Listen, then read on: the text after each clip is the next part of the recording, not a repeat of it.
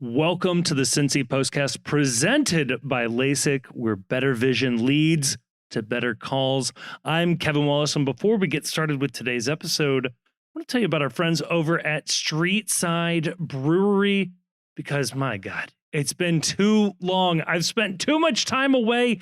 I need to get myself a cold, refreshing brewski over at Streetside Brewery. They're over in the east side of Cincinnati, the Columbia Tusculum neighborhood.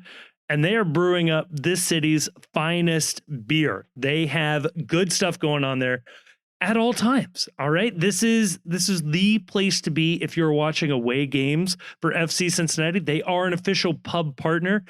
And there's a lot of away games coming up. Go check out Streetside for FC Cincinnati games, for good beer, for good burgers, by the way. The food truck out there is incredible. Good stuff there. Like I said, it's been way too long. I've spent a week away. I'm happy to be back, but boy, do I need to get me some Streetside Brewery in my life. And you should too, okay? So a huge thank you to Streetside for sponsoring this and so many other episodes of the Postcast. I look forward to having a pint there and maybe running into you when I'm there. And on today's episode, oh boy, it's a Victory Monday.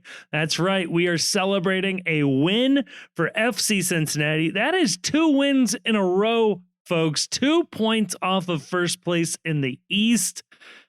Oh, it feels good to say all these things. Hey, did it feel good seeing Matt Miaz's name on the lineup? We talk about it, not in the lineup. He was in the lineup graphic, to be clear. He's on the bench, but it felt good to see him. It was very exciting.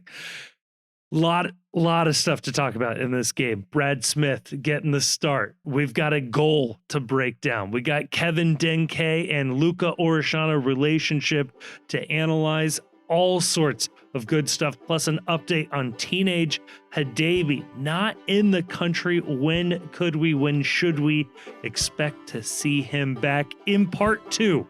Oh, we're bringing back a classic. That's right. It's in the 11 out of the 18. It's some good stuff there. I think you're going to enjoy the passion that is found in part 2. You put that all together, you got yourselves a welcome back episode of the Postcast.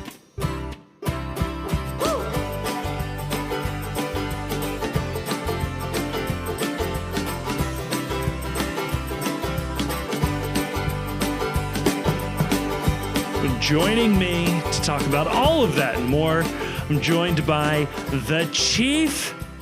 Chief, how good does it feel to have me back? I was about to say, like, how excited do you think the average listener of this show is, the average member of the 12s, when they heard your voice doing the cold open instead of me? Oh, no, you do a great job, Chief, and particularly the episode where me and Grayson abandoned you. My God, that is, I honestly, if I was staring down the barrel of that, I might quit. That just might be the end of the podcast right there. Just Irish goodbye the entire show. No, yeah. The content must go on. We have committed. We have committed to giving Greater Cincinnati better vision through LASIK.com. Oh. We have committed to promoting the mission of free LASIK surgery for all MLS officials. If we don't record, the bad officiating may continue. And if just one official signs up for that LASIK and we get better calls as a result, it will have all been worth trying to do an entire show and edit an entire show on my own. I love that is a real offer that they have out there. And yeah. I have it on good authority that referees have taken them up on it. Well, not enough have. We need to get that. We need to get that going right here. So yes. So it's for that reason. I am a happy servant to bring this message to the public.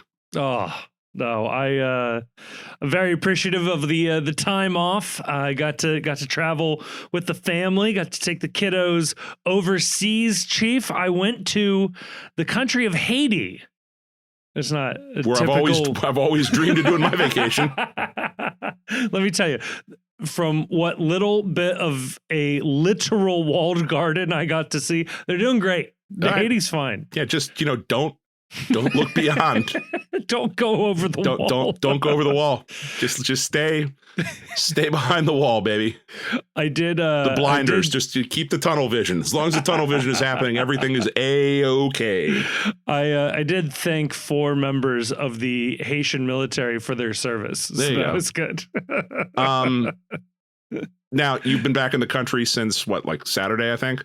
Yeah, we came back around midnight last night. Yeah. Right. And you knew I had heard you were going to be out of having internet service. If you haven't checked your portfolio, just don't. Everything's fine. Everything was fine while you're gone. Nothing profoundly screwed up happened here in America. Just if you could do I'm telling you, trust me on how fine things are in the financial side of things. Just go to work on Monday and don't pay it any mind. Look, first off, diamond hands. I don't care what. I don't care where. Well, what's your choice? Like, take a massive bath selling now?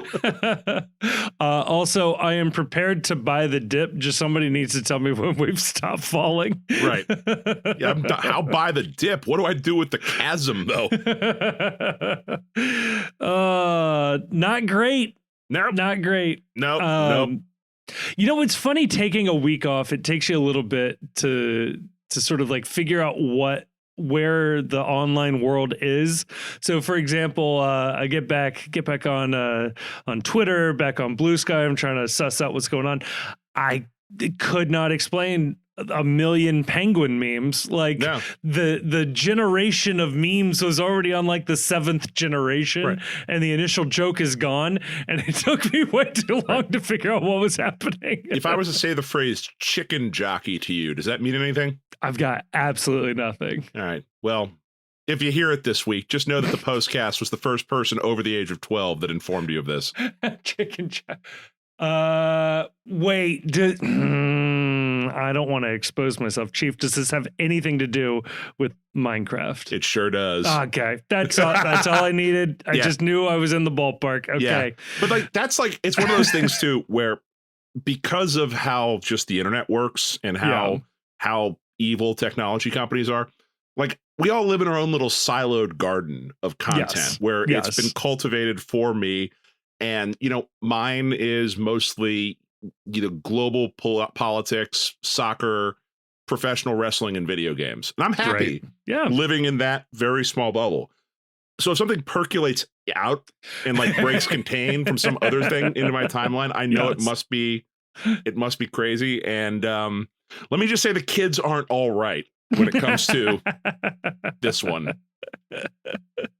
I'm glad that there is a movie for kids, though. Like, it does feel like that even like the Paddington movies are like ostensibly kids movies. They're definitely there to entertain the parents, to make sure it's a good thing. I feel this way about Bluey. Bluey is fantastic. Bluey is incredible. Bluey is also enjoyed by parents. I'm glad that there is something so absolutely batshit insane just for kids. Yeah. Yes, please. The people I blame for this are Pixar, actually, because Pixar, they decided that like if we're going to make a family movie, it's not a kids movie. It's a family movie. And there's a big distinction here because the family movie has to have something that every part of the family enjoys. Like mom and dad have to not want to gouge their eyeballs out when they take their kids to see it. And I really do think that the gouge the eyeballs out when they go to see it, I do think that that's like those movies as a kid.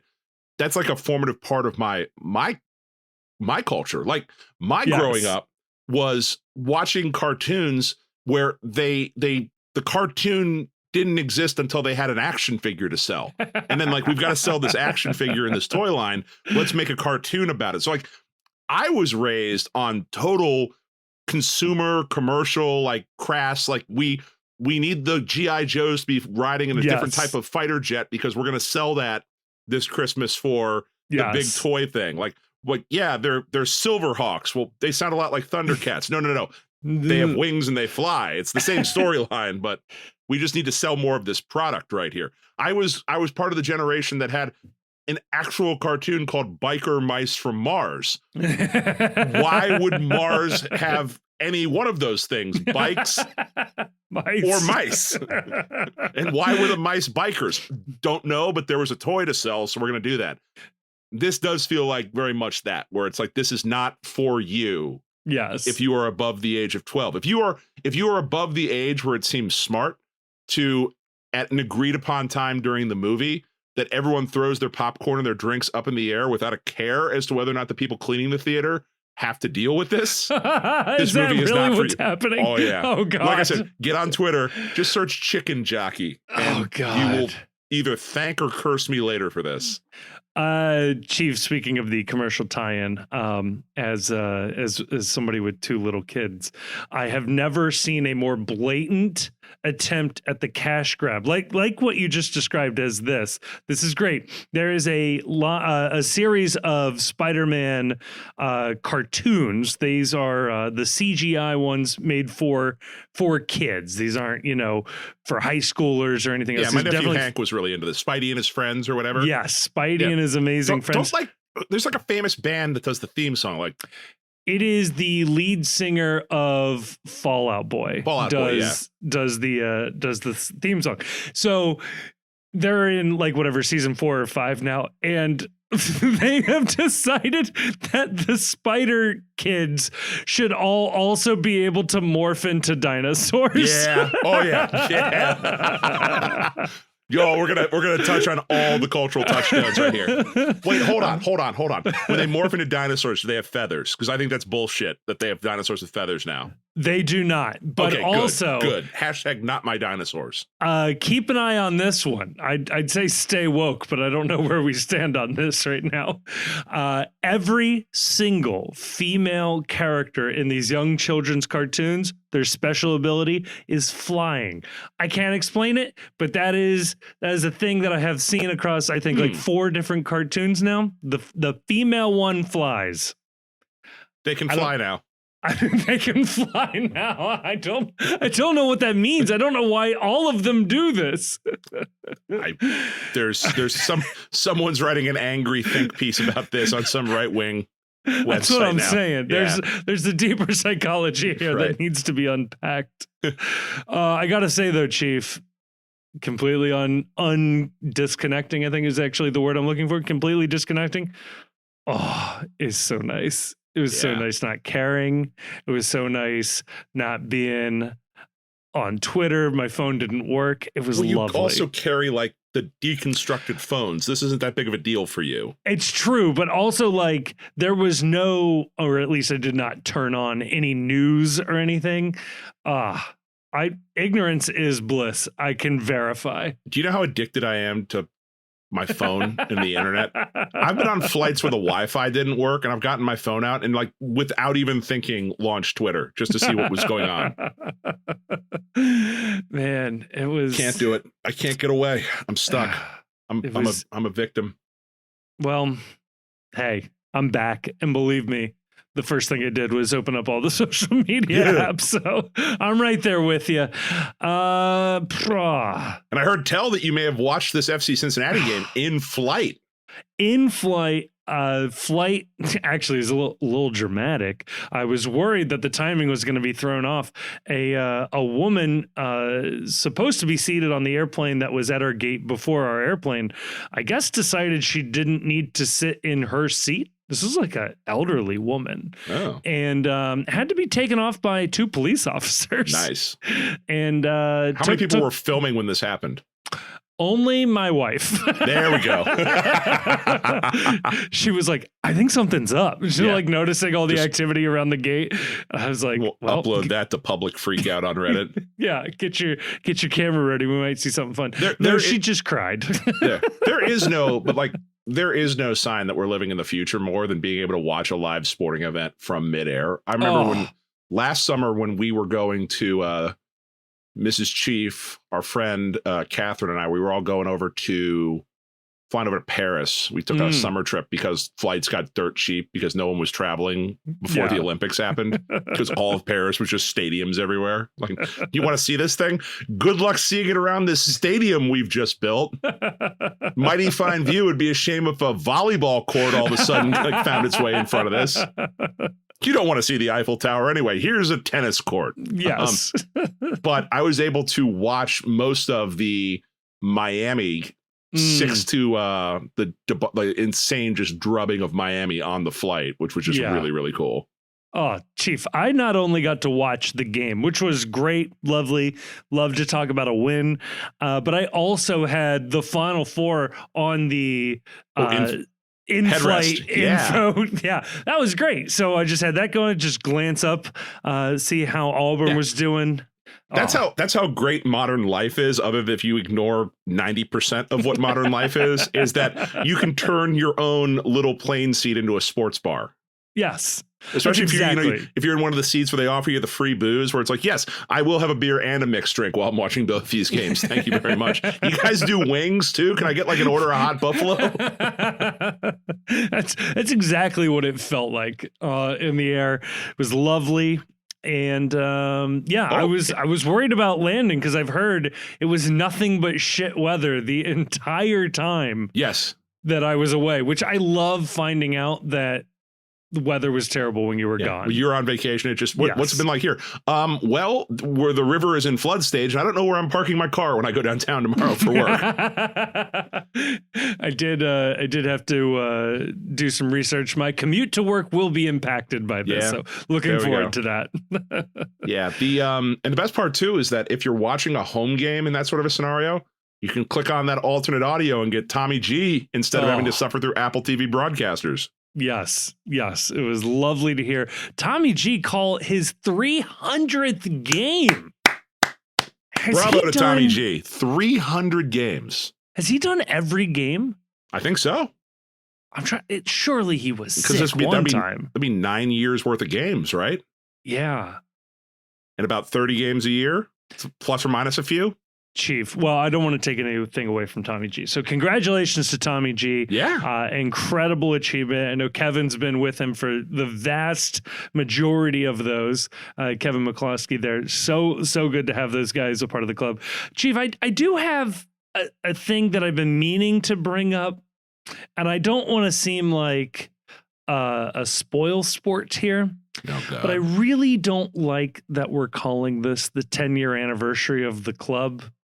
Because it's only been 9 years of games. Yeah. 9 years of games. They were founded legally in August of 2015. Nobody gave a shit. Oh, contraire, my friend.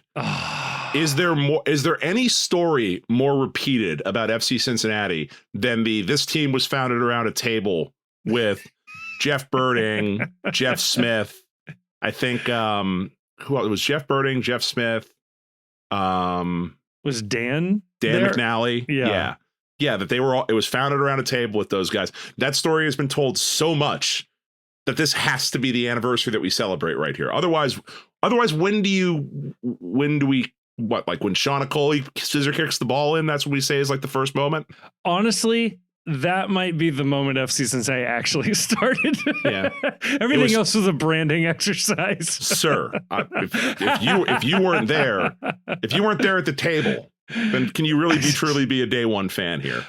I'll have you know, and I want Jeff Smith to know, I was on the day one street team. Okay, I took photos for the street team, and I was promised season tickets for having done this. Did they say? And I never got them. And in fact, I am on year 2 of being on the waiting list for season tickets. I'm sure somebody listening to this can make that right. Just saying. Actually, no one listening to this is going to make that right at all. That's a lie. Gary DeJesus owes me season tickets, and that price is increasing. I don't think Gary the mascot is going to give you tickets at this point. So it's hard for me to go, 10 years. Say, wait, nine. So this is the 9th season. Don't just be excited that they're actually honoring 10 years and they aren't trying to do some dipshit thing like this team actually started in 2019. You know, I was actually thinking this does set it up really nicely for doing 10-year anniversary of the club, 10 years, 10 seasons playing, and then the next year is the 10-year anniversary of the Open Cup run, then the 10-year anniversary of the USL regular season victory, and then the 10 years in MLS. We're going to have like 5 years of 10-year anniversaries. 10 years in MLS. 10 years of the Ron Jans firing, 10 years of the Jaap Stam firing. Like, look, there's always a 10-year celebration of some sort. Just depends on how deep into the bag you got to go to find it. 10-year anniversary of the pandemic. That's going to be a lovely moment. I can't wait. Can't wait. You know what, Kevin, is great too, is that you come back and like, it would have sucked to come back to a podcast like this if the team had lost and then you got off the plane and you immediately have to get back into the show and start trashing the team. But no way, vibes are great. This is, and I can't even blame you. Like, oh, you came back in the country and they lost again. No, like, this is just fun. This is good. I absolutely love this team. I could not be happier. Chief, I did not listen to any of the episodes and I apologize for that, but don't bother. I recorded something for you after the Nashville game, which was basically, hell yeah, this team's going to keep on winning. I'm loving this. There's nothing wrong with this team. And I'm feeling that more and more, baby. This team is off to the races. We've survived the slow start. Yeah, survived is the right word here. Like, the overwhelming thought I have, and maybe I'm alone in this, but the overwhelming thought I have as I watched the end of this game from live at Urban Artifact during the Jim Trace and the Makers show that I went to. So I was not one of the people Pat Noonan was praising for braving the weather to be at this game. The overwhelming thought I had as this game ended was, it feels like this team has survived everything that has been thrown at it at the start of the year. It's survived. So if you think of all the things this team has had to endure this year, the insanely messy divorce from Lucho Acosta, the late addition of Evander, the integration of Kevin Denke into a team that is profoundly different than the one he signed on to join. The early season injury to or the lingering ongoing injury to players like Matt Miazga and Nick Hagland, and the CONCACAF Champions Cup, the fixture congestion, just all of these things that this club has been dealing with. Last night's game felt like turning the page a little bit on that, because in this game, they get a win. They get a win shorthanded. Yeah. But like, with the idea that this is the last time they're going to have to deal with this level of being shorthanded, because you've got Matt Miazga on the bench moving towards his reintegration into the lineup. And that felt like the last piece. And like the things with Evander, it sounds like it was just day to day. It sounds, reading between the lines, it feels like if this had been better weather, Evander may have been available for this game. A better opponent, he might have been available. But it just felt like this was the last game that this is really going to be a problem. And there will always be injuries and fatigue issues and fitness issues, and every team goes through that. But it really does feel like, for me, that we've reached the light at the end of the tunnel a little bit. And not only did we reach the light at the end of the tunnel, but we finished this portion of the season off with 2 wins, 6 points in the last 2 matches, 3 points off the lead at the top of the Eastern Conference. It felt like a weight lifted off this team with this win last night. Yeah, it's also like it was a gritty team win, a game that they built and built and built to the point where virtually the entire second half is all FC Cincinnati. And this is a team now that did not have Evander and didn't quite miss a beat. And I don't mean that to say that this team is as good without Evander. That is not true. This team absolutely needs him, and he has been phenomenal so far this season. But the last couple of years with Lucho Acosta, whenever Acosta wasn't in the lineup, this team looked absolutely helpless, absolutely useless, absolutely nothing going forward. Granted, it's New England, which I know has been dealing with a number of struggles. I also think it's worth pointing out we were also very short-handed, which I think levels out some of those scales a little bit. Plus, it's MLS. Nobody's truly that far away from each other. But to not have your $12 million MVP finalist, MVP candidate so far this season, and the team still look good and still generate offensive opportunities. Now, not as much as we would like, sure, but it was still working with Brad Smith all of a sudden as our wingback, and Corey Baird up top, and no Obi with Brian Anunga there. Like, this is a team that absolutely should have taken a step back on the offensive side and still did enough to win. 19 shots overall, 4 on target, 2 big chances. Like, come on. Like, this team was still generating. We saw without Lucho Acosta, they're lucky to get a shot off. Not only that, too, won the XG battle in this game rather handedly, dominated it in the second half. Mm-hmm. Here's what you need to know is the sort of the top line takeaway about this game is that, and again, it's New England, but I don't want to brush by that. Like, it's New England, but these games are pressure in a different sense, is that, like, you got to get 3 points out of games like this. When you bring in basement dwelling teams, you've got to get your 3 points at home. You can't drop points by having an ugly tie and letting these teams muck it up and bring you down to their level and scrape out a result on the road. You've got to go and you got to take care of your business against these teams. This is what gives you the margin for error to drop points against tougher, better opponents down the road. This is what makes the draw result at Miami or at Columbus or at Philly an okay result, because you took care of business against the teams you were supposed to take care of business against.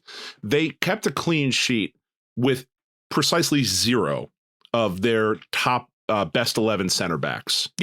Playing. All 3 of the projected starters not available, and Miazga, Noonan says, only available for maybe 15 minutes off the bench if they needed him in an emergency. Like, they dressed him because it's like, okay, he can give us 10 to 15 minutes if we need to, but we absolutely don't want to do that. We just didn't have anybody else available to suit up. It was that or call someone up from the 2 team, which once again, God love Pat Noonan. He is never, ever going to let a kid do something like that. We are never, I am never going to give the kids the opportunity. We're not. No, I am as anti-Gen Z as possible to these skivvy toilet weirdos. They cannot be trusted. I will not use the 2 team for this. Look, again, I'm not a lawyer, but there may be an age discrimination suit building here. There might be.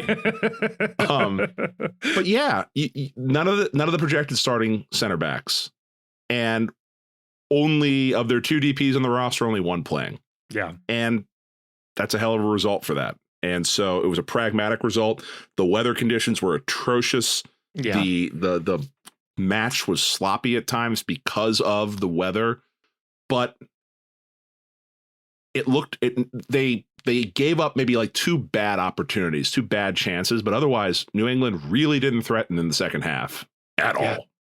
And the best opportunities on balance, FC Cincinnati created more opportunities this game. They put away the best opportunity they have, whereas New England didn't. And they saw the game out professionally at the end, which was so beyond refreshing to see. So my top line takeaway from this game is I think that this is a corner that's been turned right here. Yeah, I think that there is a lot here to be optimistic about, that the team rallied like this to get the win. I love to see it. And Chief, I'm right there with you. Like, the idea here is that this team that went out and did this against New England is only going to get more talented as these guys come back online, as they hopefully come back into the country and rejoin the full team. No, but to your point about, like, these are the teams you got to put away, Chief, I don't know if you saw the late breaking score here before we hit record. Inter Miami, you might have heard of them, drew Toronto in Miami. I'm just saying, it is very possible for the really bad teams to do well against the really good teams from time to time in this league. And that is a perfect opportunity right there for Miami to have put some space between us and them on the table. Oh my God, Miami started like they're all the stars too. Yeah, it's not like they were rotating, man. Like, all right, well, if that's Messi scores in that game. If that's not an inducement to listen to the World's Gam this week, I don't know what is. Yeah, I mean, not to jump straight to the big picture, but like, I know it was a slow start. We survive it. This team is 2 points out of first place. Or I should say, 2 points out of first place, 1 point off of Inter Miami. They're doing good. Like this is good. This is, if that is what being bad looks like, we'll be fine. Like we'll be just fine. And again, sure, it's against New England, but a team worse than New England, Toronto, just tied Miami. So I will take it. Chief, let me ask you this. When the lineup came out, which I absolutely want to go through, what were your first thoughts? Or should I read it first and then get your reaction? Okay. Let's read it. So in goal, Roman Celentano. Your back line was Lucas Angle as your left center back, which I'll point out, FODMOB gave man of the match to. Nick Hagland and Gilberto Flores as your center backs. DeAndre Yedlin was your right wing back with Brad Smith, the newly acquired Brad Smith, as your left wing back. Buka and Anunga as your holding midfielders. Orishano and Baird ahead of them with Kevin Denke up top. But I think the more interesting news is what was going on the bench. Chief, what were your thoughts when you saw the lineup? My first thought immediately to Matt Miazga. Yeah. And I hate to make it all about a player that didn't play, but we saw this week that he seemed to be featuring a little more prominently in training, and also more prominently in the photos that State Run Media was putting out there from FC Cincinnati. And that's usually a sign that things are going well. It's when you don't see a player that it's like, okay, something's up. That's the bad news. I'm a big believer in reading too much into graphics. Yes. Like I nobody has ever told me that like they do that, but I believe that firmly for FCC. I've also used it for the US men's national team. You know, that's usually a good sign there. So yeah, I totally behind you on that. So when I saw his name there, I was very happy about that, because to me, if he's good enough to dress on the bench and Nuno to dress us, like we said in the post game, he is, to me, that signals that he is not far off from active minutes and working to build his minutes up back to starting. So that is tremendous news. That was far and away the biggest thing for me on this. Otherwise, looking at this, so I'd posted on the X, the Everything app. It's all happening on X. I had posted on there that I was expecting that perhaps we might see a back four in this game, just because of how thin we were at center back. It would allow you to have Flores and Hagland as your two. I was also, it made sense to me as well that we heard prior to this game, we knew going into this that Obi was out, that he was not going to be playing in this game. We all kind of intuited that all the players that were questionable, and that would be Evander, Kubo, who else was, well, Hidabi's out of the country. We'll talk about him. Miles Robinson. Yeah. We all assumed, and I think correctly, that this team was not, that Pat Noonan was not going to play any of the guys that were coming back from injury, given the field conditions. It's just not worth risking something tweaking if there's any doubt whatsoever. And also, for what it's worth, none of these people trained this week. And if you don't train, you don't play for Pat Noonan. That's just a very, very simple thing that you can set your watch by. If a player is not training, they are not playing, no matter what the label next to their name says. Yes. And so to me, a back four would have made a lot of sense here. Also because without Obi, you're playing Brian Anunga, who I think has his role and played very effectively in this game, but he does not offer a lot in terms of progression of the ball. You're going to be missing Evander, who is your number one progressor of the ball. I was worried that if they played their traditional back three, you're removing a body that could be in the midfield that I thought they might need to provide service to Kevin Denke and get the ball forward.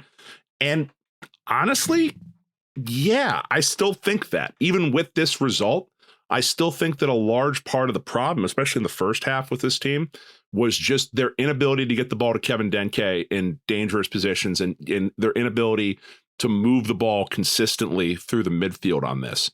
But otherwise, when I saw the lineup, Angle instead of Alvis Powell was very interesting to me. I would have expected that if you're going to play three center backs, I was expecting one of them would be either DeAndre Yedlin or Alvis Powell. Yes. Not seeing one of them along the back, that was interesting. Brad Smith getting the start, also very interesting. I've liked what I've seen from him in short spurts, but giving him the outright start here was an interesting move, I thought.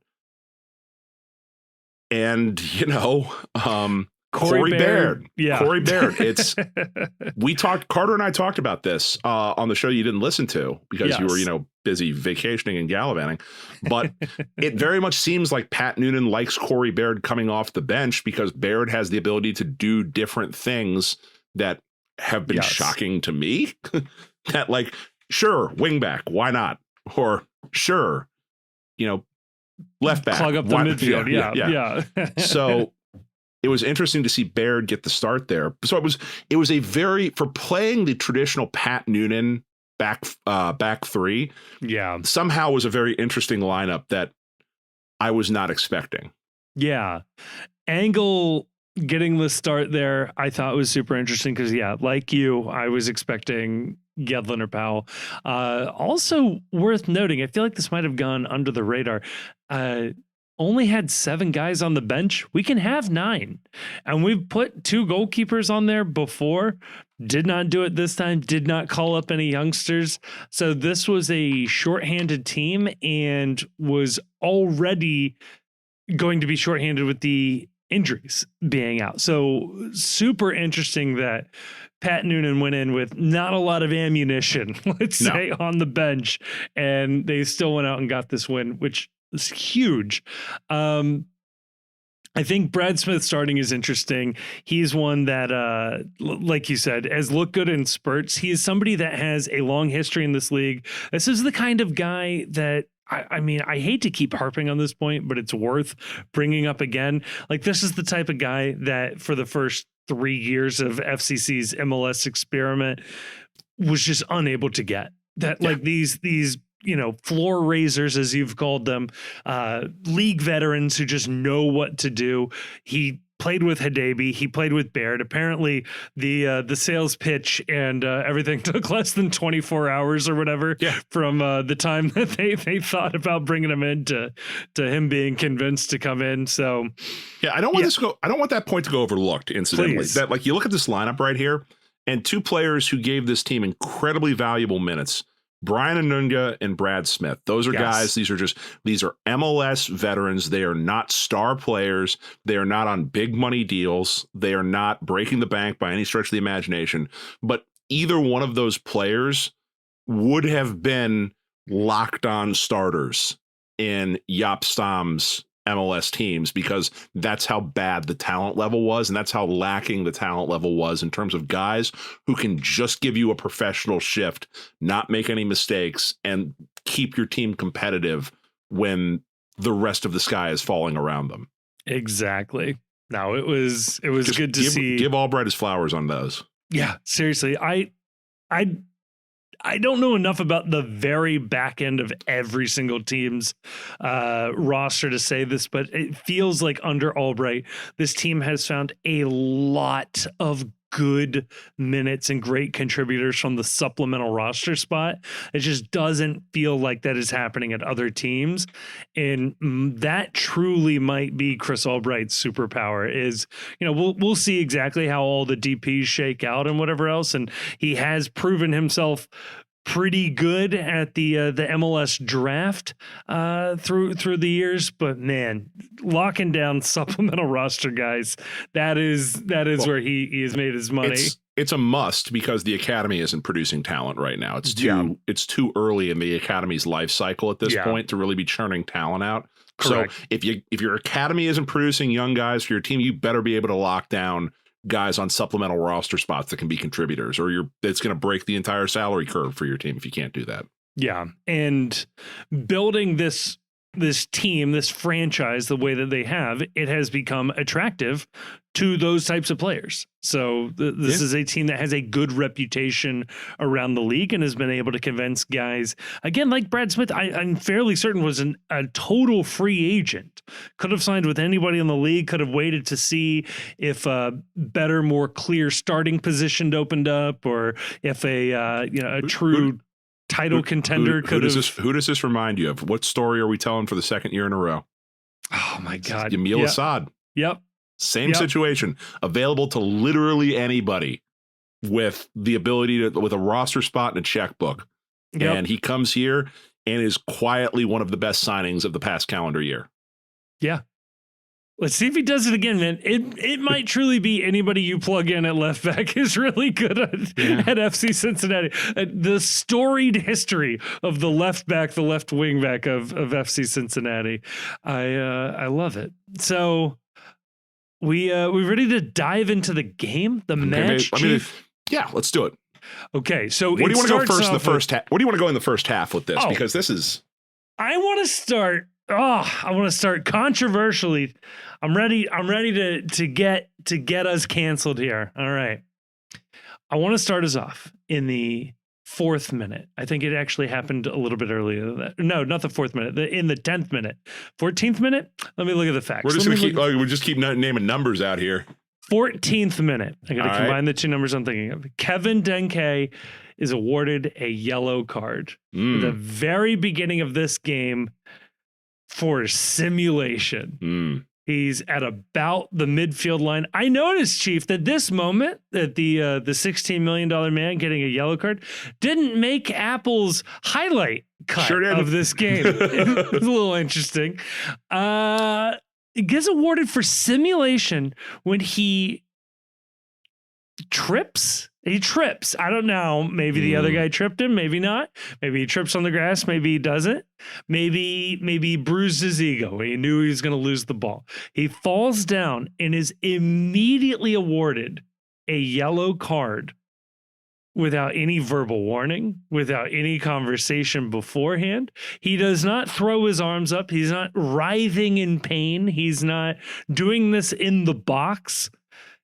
He trips on a wet, soggy, waterlogged pitch, falls down, and is immediately awarded a yellow card.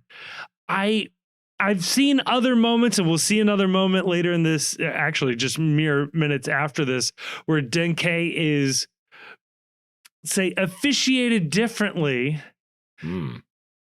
Are these referees used to an incredibly strong, athletic black man doing things in their league that they're not used to? Because I gotta say, he is getting officiated in a way that if I were Kevin Denke, I'd be looking at everybody sideways. You know who else probably would agree with him that there's a conspiracy going on, or at the very least that there's something that doesn't pass a sniff test? This is the way Obi was officiated when he first joined the league. Dude, where I'm telling you. Like we weren't were we doing the podcast when Obi joined? Like, had we started that? Had we started the show? I think we had just started. Right. So like I wasn't as comfortable going out there and spouting off. It felt a little racist the way Obi, like a player from Africa, was being very differently officiated. Like it felt oddly personal. The way Obi was getting spammed with yellow cards when he joined the league. It's cooled off a little bit. But I think, we were definitely doing the show because like we were talking about this. Like you, Grayson, Max was in on this too, where it was like, this feels racist. I don't want to be the person that's saying it because that's kind of a bombshell to throw out there. But like it did feel that way a little bit. And with Denke, I'm not there yet, but boy, am I primed to be there because of how I watched Obi have to suffer through his first tour through the league. The other moment that happens around this, I think it happens a little bit before that. Is this where he gets like low bridged in the box? Like the old game you would play with people where you'd like get down on your hands and knees and like push them over? Yeah. Like I was watching that, I was like, well, that's clearly a foul, or what are we doing here? And I didn't get to watch it as closely. Again, was in the air, but like was boarding at the time the game was on. Isn't that exactly what happened to him in the Nashville game where they called the penalty against him? Where it was like, it was an aggressive moment in the box. And he has virtually the same penalty done back to him. Right. And it's uncalled. So here was my... Are we going to make this our LASIK moment of the match right here for the officiating? That's where I wanted to go. Yes. Okay, good. Because so here is my huge problem with this. I'm already like, I'm like you, I have noticed that there's some oddness with the way Yeah. Denke is being officiated, and it's kind of starting to piss me off a lot. Yeah. This is the second week in a row where Kevin Denke has been called for a foul that I have never seen called against a team we're playing. Yes. I can't recall. Like I said on the show, all crime is legal on corner kicks. Like these dudes are shoving one another before the ball is even kicked. Like yes. full hand fighting.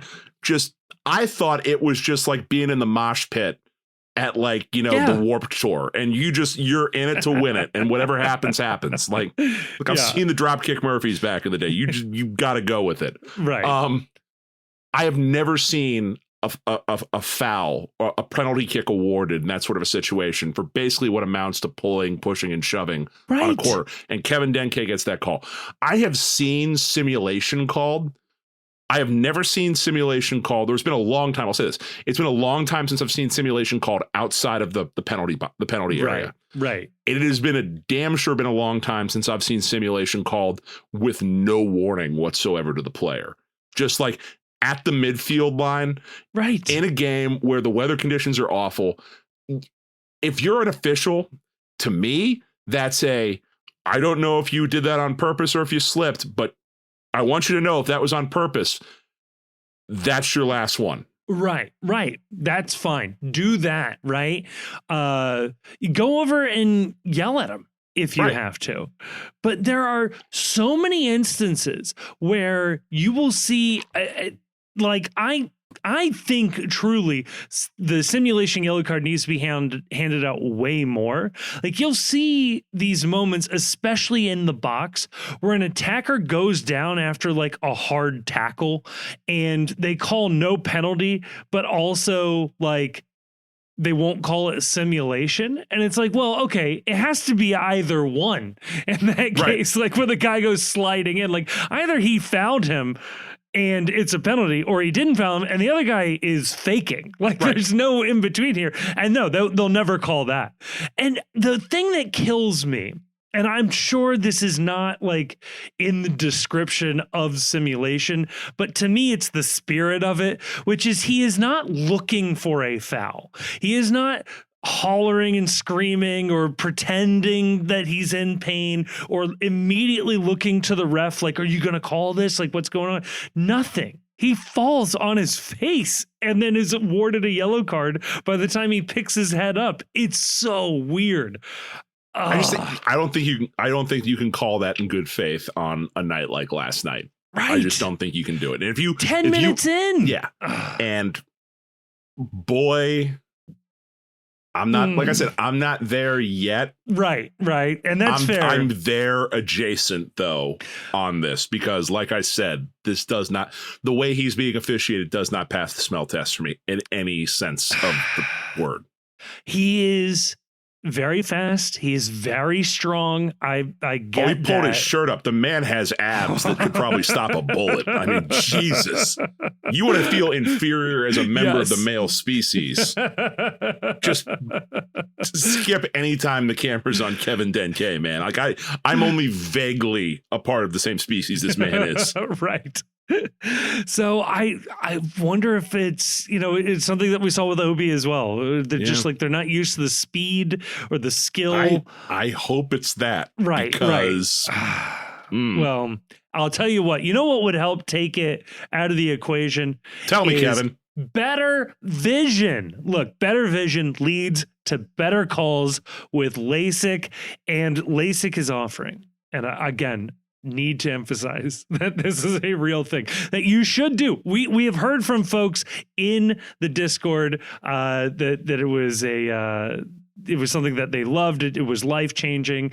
If you're on the fence, you get a free consultation. Okay. Like just hear them out, see what's going on.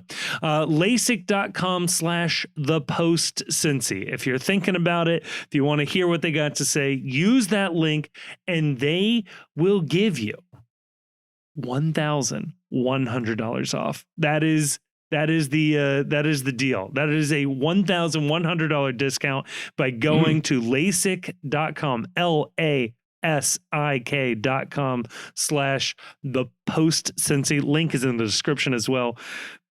When it comes to LASIK surgery, by the way, Cincinnati, probably one of the best regions, if not the best region in the country to be getting it. We have a ton of experts. One of the world's top LASIK surgeons is here. There's good stuff. Love our friends over at LASIK. Go give them a try. Hear them out. See what's going on. Correct your visions. And maybe nobody will accuse you of refereeing a match indecently. Let's phrase it that way. At the very least, you will be able to cite the fact that, you know what, I have clear vision and my vision is impeccable. Yes. And I come with certification on behalf of the fine folks from LASIK.com. And they do offer, again, a real thing. They do offer free vision or free LASIK surgery for referees. So maybe somebody should take them up on it. Yeah, maybe an entire. The union should just bargain for this with like that would be something I would get behind with the PSRA is if I will offer, you know what? Yeah, I'll wear your stupid T-shirts. I'll stand with officials. If all of you people pledge, you will get LASIK and make sure that everyone's seeing with 20/20 vision. There is something to be said. That would be so funny if the referees negotiated their own sponsorship deal with LASIK where they got to wear LASIK patches on their uniforms. Oh, that would be great. Which would mean then that LASIK would have to go to bat for them. It's like that call was great. Oh, that's a good point. Yeah, they become the #1 referee stan account. Oh my God, yeah, no, it's like insane. How did the ref see it? Oh, wait, we know, LASIK.com. And then they'd have to go after fans then. Like then, like if the fans are complaining about the ref, it's like, well, have you had your eyes checked lately if you didn't think that was a foul too? Maybe you need the LASIK if you think that you're seeing better than this official with 20/20 vision from the sidelines. I love the idea of them turning their social media channels into just absolute trolls of people complaining about refs. You got to like poach the person that runs Wendy's Twitter to do this, though. Admin just woke up on the wrong side of the bed every morning. You gotta wear a helmet to jump into that account. Oh my God. Let's see. Roman Celentano had a couple of scary moments early in the game. I don't know how much of that is on him. I mean, there was a clear header in the box that went off the woodwork. He has another one later where I think genuinely his glove was really wet. It just slipped right through. I don't know, because that was weird. I was like, what are we doing here? Roman had an incredible game. Game-saving saves, penalty kick save. Incredible game against Nashville. This ain't one Roman's going to want to watch back. There was that just absolute howler of I'm going to probably assume it was conditions on that. And I think the ball took a bit of a deflection too that kind of threw him for a loop. But the distribution was not great in this game either. I understand a lot of that's chalked up to conditions. This is very much a survive and advance game. Yeah. And Roman did what he needed to do, kept the clean sheet, directed traffic on a back line that was full of people that were reserves. All awesome. The actual mechanics, I think that even he would say that this was not one of my finer performances on this. And you know what? If you can keep a clean sheet and not have great operation, more power to you. That's phenomenal. Yeah. That moment, I think it's around the 20th minute in the game. It legitimately slips through both of his hands and hits the post. It looks like FIFA and the game glitched or something like that. That like, you're in perfect position to make the save and the ball just passes right through you. Yeah, it doesn't feel like we've played in a ton of rainy games. I don't know how much experience Roman has with that, but maybe the better move there just a Monday morning goalkeeper here. Punch that out. Yeah, just punch it. It's not worth trying to do something with both hands there, especially if he's going down at a weird, awkward angle. I love this too. It's like two podcasters where like I struggle with the dexterity to play Call of Duty. And like I'm trying to tell Roman, this guy. I'm back in Verdansk with the boys. It's like, I suck at this game profoundly. I remember now why I didn't keep playing this. But you know what, Roman? If you were a little quicker on that and punch, that's what you should have done right there. I'm reminded of the lovely and incredible bit from KLR, the what I would have done. Yeah. But you know what I would have done? I would have not let that slip through my hands. Yeah, I would have made that pass a little better is what I would have done. Well, I don't know. Anything else from the first half? I mean, God, no, there were some good, like the passing got better as the half went along. There were like the switches of play were pretty damn good in this game. Like they found some success with long ball passes switching from one side of the field to the other. I think that's been missing from this team's repertoire. It's been missing for a while because DeAndre Edlin is like open all the time. Yes. And they just seem adamant to not switch down to his side. Engel had at least one that I'm recalling that was just nice with it going from one side of the field to the other, where like Kevin McCloskey was openly like, oh man, like when he saw how well the ball was hit. I guess I'm not seeing what like some of these other like what the stats are tracking. They've got Lucas Engel and Brad Smith both with 0 successful crosses, and I guess that's crosses into the box for an attacking move, because their switches of play were incredible all night. Engel was, I'd agree with Fatima, probably the best player in the game. Incredible at switching the point of attack. There was great. Absolutely loved it. And I'll just shout out Flores here. Had a couple of great moments early in this game. I love him, man. Like, he's young. Sure, he's going to make mistakes here and there. But he's had some rough film, but like he's had some really good film too. Like really, really good film. This was a very good game from him. He does everything well. Like it's hard to point to one thing where it's like with Yerson. When Mosquera was playing here, Mosquera was like a freak athlete with his ability to run and track back. So he doesn't have that, which means I don't like, oh, his ceiling is not starting player in the Premier League. Yeah, right. Damn. Oh, dang. Right. But like he does a little bit of everything, and he does a little bit of everything really well. Yeah. And for a U22, like, we've been screaming from the rafters, please sign U22s. This is kind of the life hack when you find a U22 that can do something like this. Yes, and he is young enough and under team control now for a while that like he won't break the bank. He'll be an incredible, fourth center back on this team, ideally for the next couple of years. Like, this is exactly what this team is needed. And in a game like this, where you can't field an entire bench and all of the starters are missing, he's a vital member of this team and does well. He does not cost them a goal, doesn't cost them the game, did very well to break up some key moments. Everything you want from a U22 center back. I can see why Kenny Arena was excited to bring him into this team. Was there anything else from the first half? There wasn't. Like I said, the first half was okay. I don't think that anyone was thrilled with the way the first half went.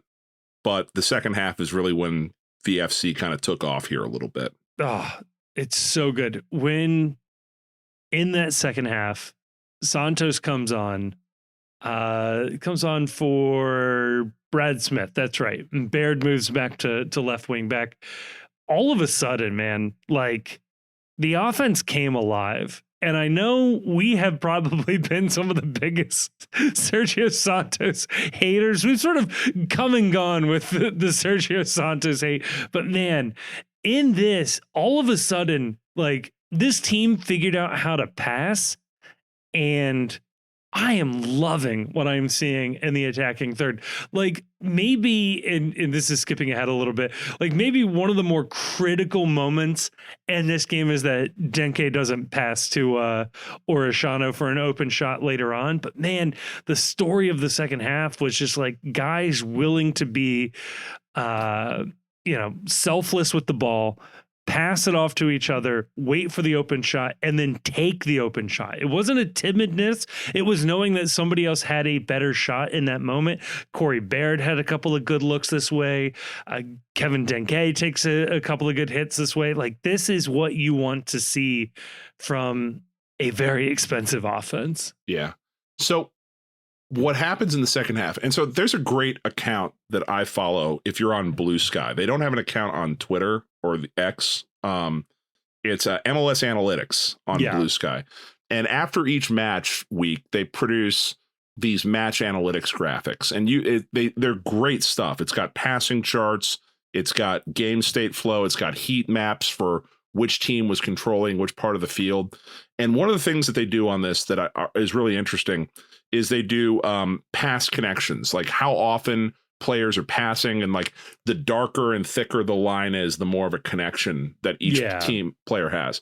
And so in this match, they only have data for the first 57 minutes for FC Cincinnati, because after the 57-minute mark, the formation and how things were playing, the substitutes and everything changed pretty fundamentally to where their data really didn't have meaning anymore. So they cut it off right there. Yeah. The shorthand for bad offense is they call it the horseshoe of doom, or the arc of doom. And the arc of doom is, if you can imagine a soccer field, and the passing lines go from the wings back to the center backs, back to the middle, and it's sort of the strongest passes are basically what you can envision when you watch a bad team of, we're just passing it around the back and not really doing anything progressing forward. It's cycling back and forth between the center backs, passing to one another. They probe up the wings. The wings don't find anything, and it's back to the center backs. We'll try the other side. That wing doesn't find anything, so then it's back to the center back. And you can imagine it just sort of in this horseshoe that they're passing in. And that was a lot of the first half. Like, the first half had okay moments, but really didn't have a lot of the forward progression that we saw in the second half, where all of a sudden we were looking to move the ball forward. We were looking to push forward. We were looking to get the ball into more dangerous positions. It just looked so much more fluid in that second half. Once I think this team weathered the early storm, and we're like, oh, yeah, we can go get a result out of this game, I think. I don't know what else to attribute it to. Sergio Santos comes on in about the 58th minute. I do think that's the moment when all of a sudden Denke started, because Denke was getting frustrated. You could see he was getting frustrated. He had a couple of chances in the first half that didn't go the way he wanted them to go. He skied one opportunity that I think that he wanted better. He takes a snapshot later where he pivots and shoots without even looking at the goal and misses wide right. I don't know what point in the match that was. But bringing Santos on offered just a different sort of another option up front, another option that New England had to worry about. It just sort of unlocked the offense a little bit. Yeah. And that's ultimately what leads to the goal. It's Denke working to try to get a shot. He doesn't get it. The entire backline collapses on him, which leaves Corey Baird open basically at the top of the box. Denke lays it off to him. Baird shoots. It's a great shot. Yeah. Maybe a little closer to the keeper than he would have wanted, because, a few inches to the right, it's a goal. But keeper can only parry it. And who's there? Buka squares it right over to Santos. And I love, if you go back and watch it, Baird is celebrating before Santos even gets the ball. Yeah. He's happy. And immediately it's Santos scores. It's pandemonium. Who doesn't love $1 million goal? It's incredible. It's great. And you just right. I'll pay $1 million to ruin Caleb Porter's day any day of the week and any day on Saturday. What I love about this play, though, it's a lot of things. It's like you said, Denke, a perfect pass off to Baird. Baird pulls the trigger quickly. Yes. Which I like. And then in that moment when the rebound comes to Buka has a shot. It's a tough shot, but he's got a shot. But he passes that up. He makes the extra pass, almost in true Ted Lasso fashion. He makes the extra pass, and Santos just has a tap in. Like, it would be harder. Now, granted, I've seen FC Cincinnati players miss from there. I think Jurgen Locadia missed one from about the same spot, but somehow managed to go over the bar that is seared into my brain. But makes the extra pass, makes the tap in. Perfect. It was very much in the run of play. FC Cincinnati had been the better team for a significant portion of the match by that point. Just great. The only Corey Baird played a great game. It was very much an unsung hero game from Corey Baird with what he was being asked to do. Yeah. I've turned the corner on Baird this year. I like what he's doing. You got to watch him play because the finished product isn't there in terms of goals. He isn't being asked to. If you watch what he's doing a lot, he's doing a lot of dirty work, and I respect that he's mucking it up. And I love that he is not down on himself because he's not personally scoring goals and being the man. That he's found himself into this role right here. I want him to start getting some flowers for this, though. I'd like to see him score there, which would have been the only thing I would have changed about this. Yeah, and he had another good look in this game as well. I agree. Like when he was brought in to be a striker and was starting as striker and not scoring, yeah, absolutely. Criticize away. That's what he's here to do. But he has been given a very different role, has been given a lot of different roles, and I think he's been doing a very good job with all of those. And so, yeah, absolutely. I think he's embraced the Yuya Kubo spirit a little bit. He really has. I'm here for whatever. I live to serve. I am here to be of service. Like, he's dining at the high table right now, and I like that. And it's not sexy, for sure. And I know Kubo grew to resent this, and I'm sure Baird, there's a tiny part of him that resents it as well. But it was Kubo's utility and selflessness that really helps get them the shield in 23. I think a similar role could be played here to help this team win trophies later on this year. Somebody willing to do the hard work there is awesome. And but it's also where like a salary cap league sucks. Yeah. Because like you'd like to reward guys for that, but like and from Baird's point of view, it sucks because like he's going to get paid by scoring goals. And like doing this, he has to be acutely aware that he's hurting the next contract he's going to sign. Right. But he's doing it. And so I think that more people need to be understanding a little bit of the business side of this, that like it sucks for a player who is a goal scorer, a Yuya Kubo, a Corey Baird, to not be scoring goals. This is their livelihood. They're all team guys, and it sounds like they're good team guys, but at the end of the day, this is their profession. And it's hard not to know that when you're being asked to do something different than score goals, it's going to be harder to earn that next contract or earn the payday that you wanted. To a certain extent, that's kind of the reason. I know are we in a position where we can talk about Frankie Amaya now? Has enough time happened? I think the temperature has dropped enough that he's no longer in MLS.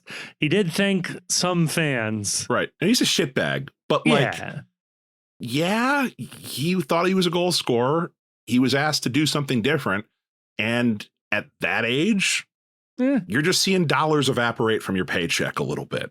And so what I'm saying, I say this not in defense of Frankie Amaya. I say this in put a little more spec on what Corey Baird is doing for the team and is willing to do for the team.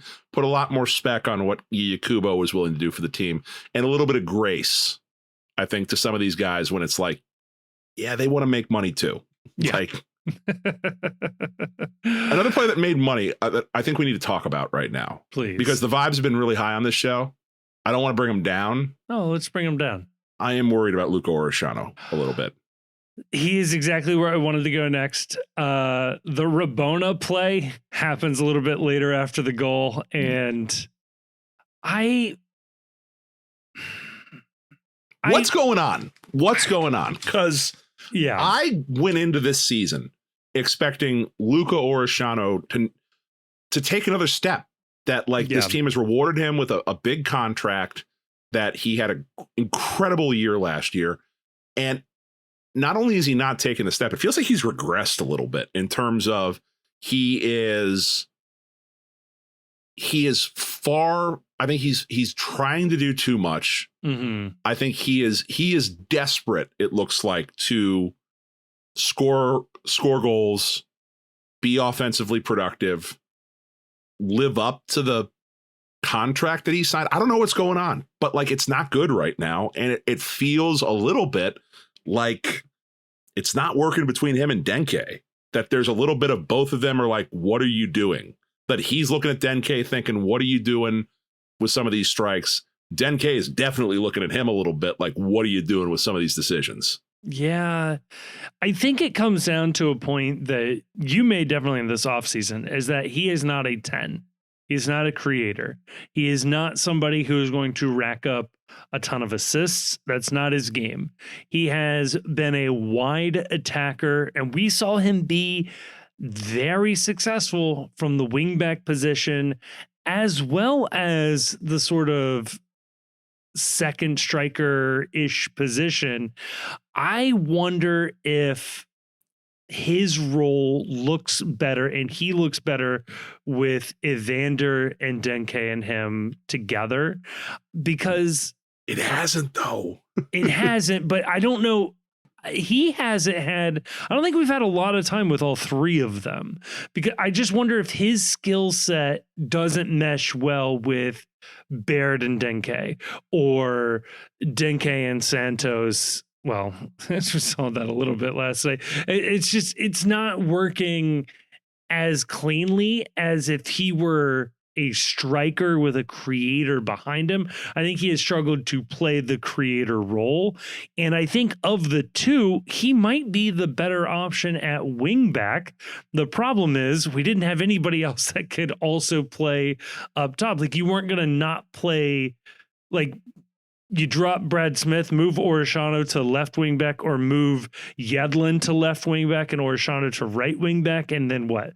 Santos and Baird and Denke? I don't think that would have worked. I don't know if that 10 role, that creator role, is best for him. And I think they would be better served with a creator with him ahead of Evander, or potentially even Yuya Kubo alongside Denke rather than behind Denke. I don't know. It doesn't feel like, if other things are starting to gel, as much as I hate that word, yes, it feels like there is a distinct lack of gel with Luka. Yeah. And I think there's too much dribbling. Yeah. I think there is far, far too much hero ball with him. Yeah. It's a little like watching Allen Iverson play, where it's a lot of like ISO. Yeah. And it just isn't there yet. And I'm confident it'll get there. He's a very talented player, and he looked too damn good last year for me to chalk this up to, oh, it was a 1-year wonder, or oh, he needs Lucho Acosta in order to be fully unlocked. I don't think that's the case. I think he looks too talented, and just that feels like there is a huge like, where I feel comfortable with the offense is the idea that like there is a huge untapped potential for Luka to get better and offer more to this team. Yeah, I'd agree with that. And hopefully he comes around to it. I don't know. Maybe it's as simple as the psychology of he held out and now he feels like he has to justify it. Right. So it's a lot of hero ball, whereas it's just like, hey man, calm down. Like, the goals will come, the results will come. Just get on the same page as Denke. You guys gotta be on the same page. You gotta be buddies out there. Come on, man. My buddy Eric says this all the time. Just do less. Yes. I need you to do a little bit less. That's all. Just do less. The Rabona is so funny. That's the ultimate do less. Do less. What's so funny is, like, it is an awesome moment where we actually get to run at a team and we get an attacker one-on-one with the keeper. It's awesome. It's everything we wanted. And then it was this silly little Rabona thing. Denke immediately throws his arms up like, man, what are you doing? Should have buried that one. And then to end this, I mean, feels good to see out a game they never really threatened from that point on. Like it was awesome. It was a cool moment.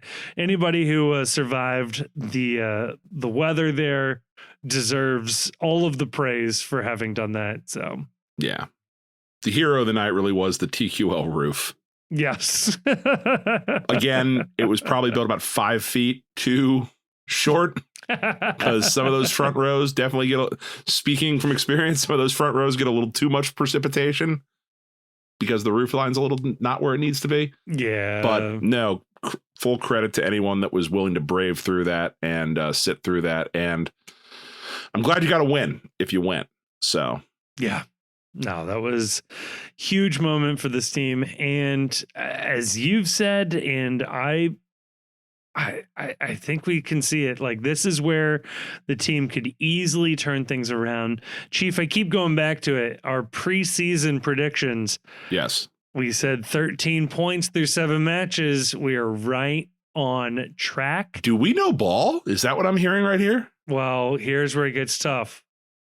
We also predicted 4 more wins after this. Who we got? 4 straight? Who we playing? 4 straight. Let's quickly look at the I was weirdly clicking around on things. FC Cincinnati's next handful of matches include the DC United, who just lost 6-1 to San Jose. So hopefully that's a win. Right. Chicago Fire at Chicago. They've been a little feistier. We host SKC, who just fired Peter Vermees. And then we go on the road to NYCFC. That'll be 4 games. I think I don't see any reason why we couldn't win all 4 from where we're at right now. 3 road games. 3 road games. And 1 home game sandwiched in there on the 26th of April. Which is an early game, another 2:30 game. I hate those so much. I hate early games. Yeah. DC, I mean, we could do it. We got a lot of like wacky match times. We got a 7:30, an 8:30, a 2:30, and a 5 o'clock. We don't play at the same time for basically a month. Hell yeah. Loving this. Love that. I love that for us. I love that for us so much. Yeah, I mean, we could. It's all going to depend on a lot of things. It's number one, is Evander, is this truly a minor knock? Is Evander going to be back? Right. The other thing too is that like, what's Matt Miazga's timeline, and then also like teenage Hadabi, man. Like, I don't know that we haven't brought this up, but we haven't. We should talk about it. Yeah. So why don't we do that? You want to do that now? Or you want to do that in part 2? Let's do it now. We'll leave part 2 in the 11 out of the 18. Yeah. Cool. Teenage Hadabi is still not with FC Cincinnati during the international window, which would have been 2 weeks ago. Yeah. 2 weeks ago. So a little over 2 weeks ago, Teenage Hadabi went back to Zimbabwe for the process to finish the process of getting his green card, his permanent resident status in the United States.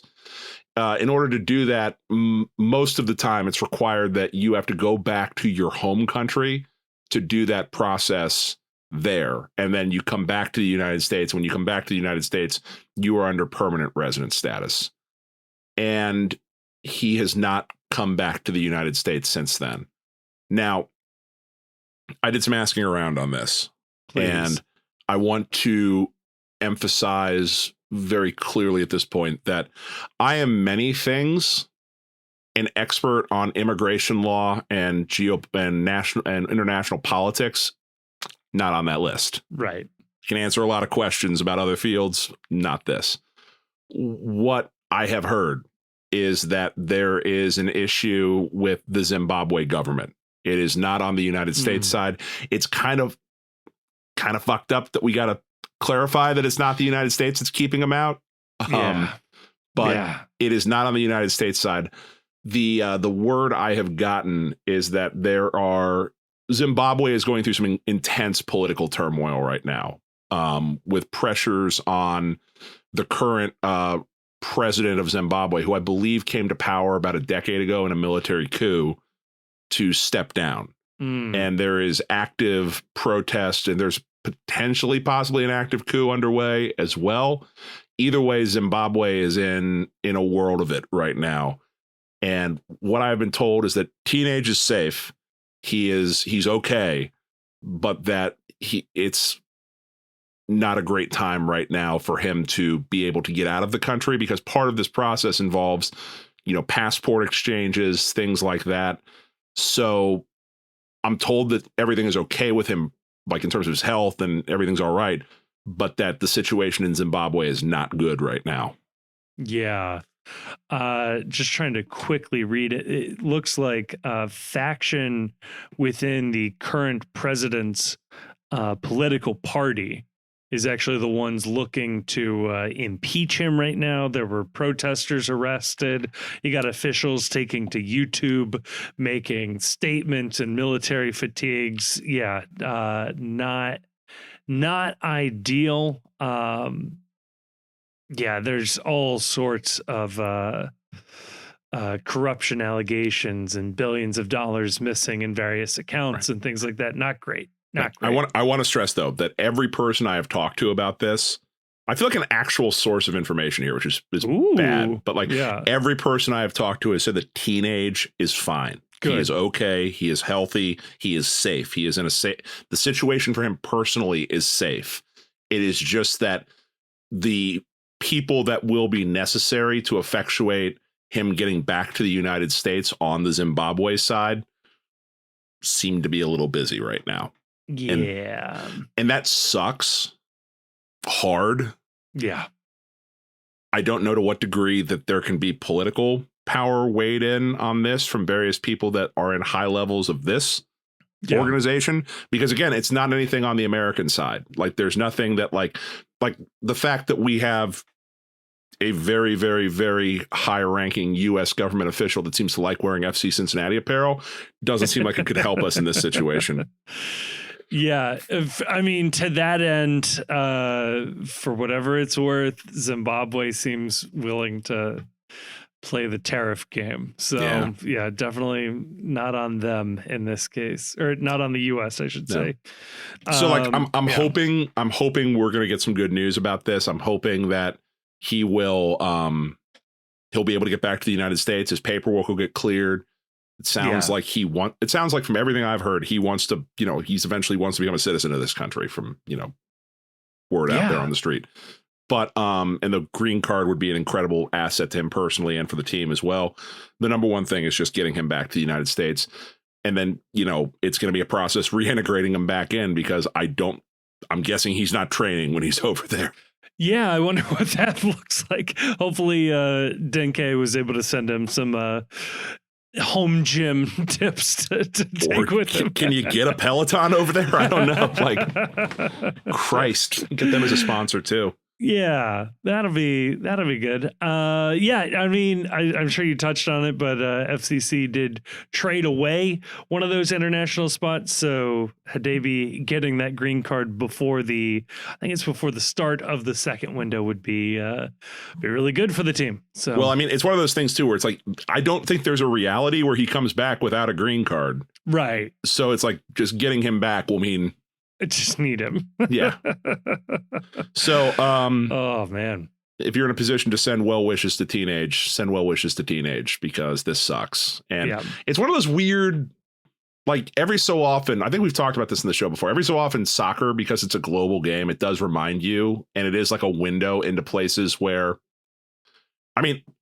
if you're listening to this podcast, for a lot of people, I'm betting it's the first time you've ever thought about what the political conditions are like in Zimbabwe. Right. And like occasionally, these are things that come up when you have players that are, wearing the badge for your team, and you've got to spare a thought every now and then about these people come from all over the world in some places that have lives and news and problems and things going on that, we usually don't even comprehend. Yeah. And that sucks when it sort of intersects in the lives of these players that we really, really care about.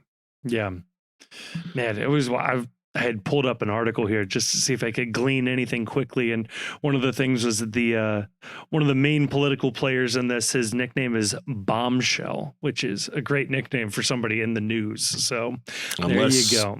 Unless she's tall and blonde. I don't know that that's something.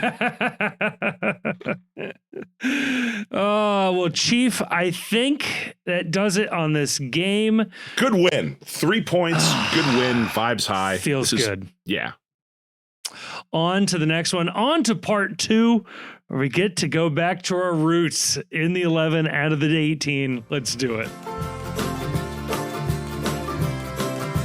Before we get on over to the next part of the episode, I do want to tell you about our friends over at Cincy Shirts. That is right. New year, new you. Go pick up some new threads over at Cincy Shirts. They got what you're looking for. They got Cincinnati sports. They got Cincinnati culture, Cincinnati geography, Cincinnati businesses, everything you're looking for. They got it over there at cincyshirts.com. Hey, when you're there, use the promo code ThePostCincy, all one word, all caps. They knock 10% off your entire order for using that one. And if I don't mind dropping this one, we sell merch through Cincy Shirts. That's right. You want a Post shirt, a Cincy shirt from Cincy Shirts?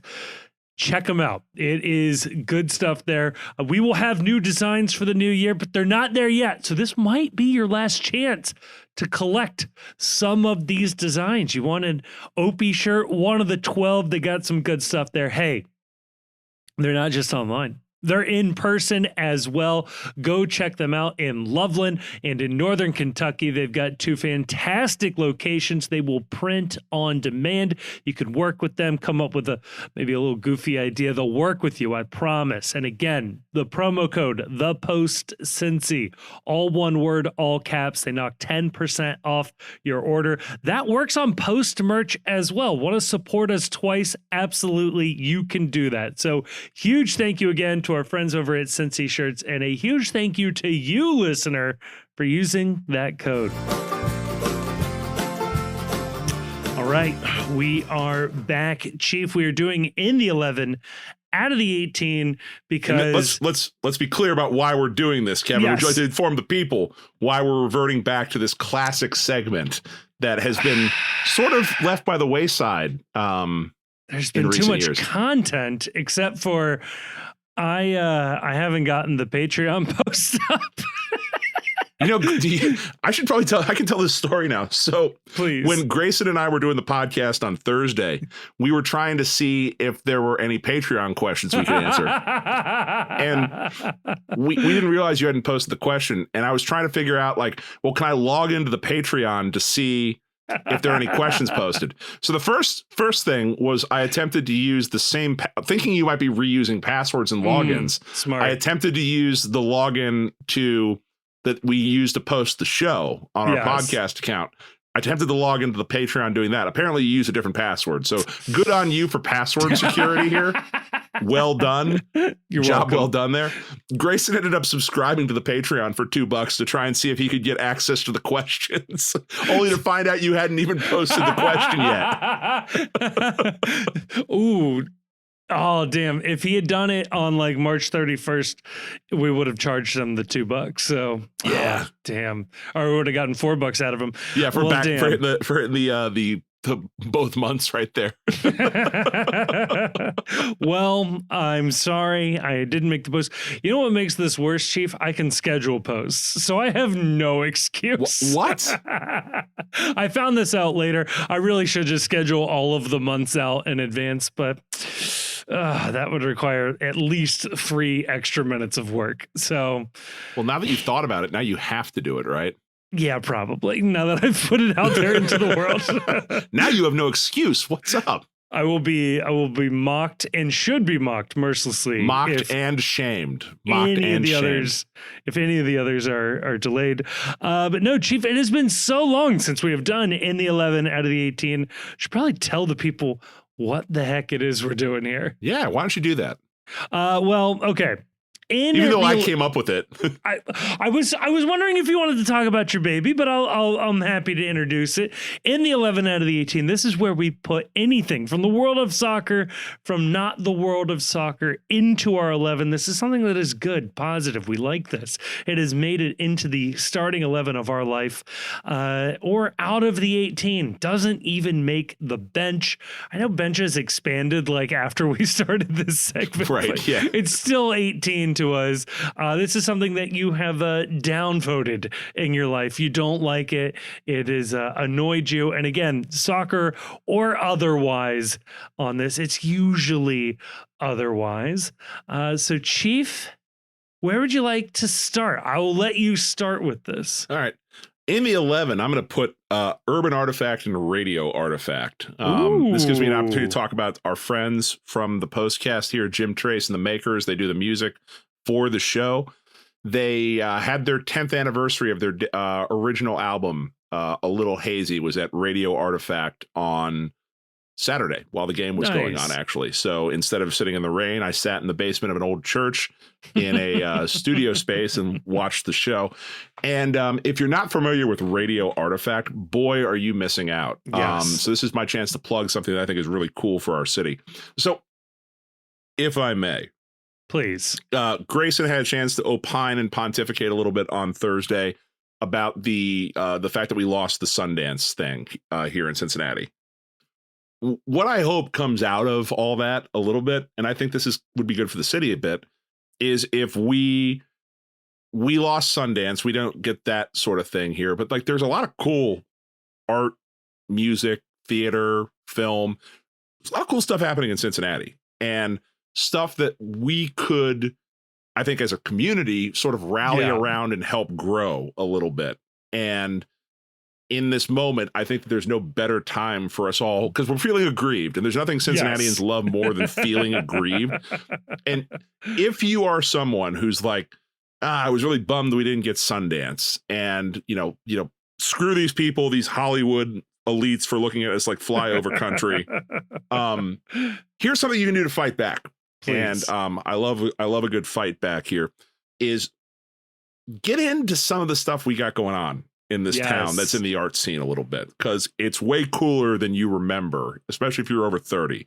It is way cooler now than you remember when you were turning 18, 19 and starting to go to shows and stuff. And one of the things that I think is the coolest things we've got locally is Radio Artifact. And what it is Urban Artifact Brewery. Great people, not as awesome as Street Side, but you know what? We're not going to hold that against them. They used to have an old studio space, or like an old, like not studio space, an old like concert space where they would do shows down in the tap room.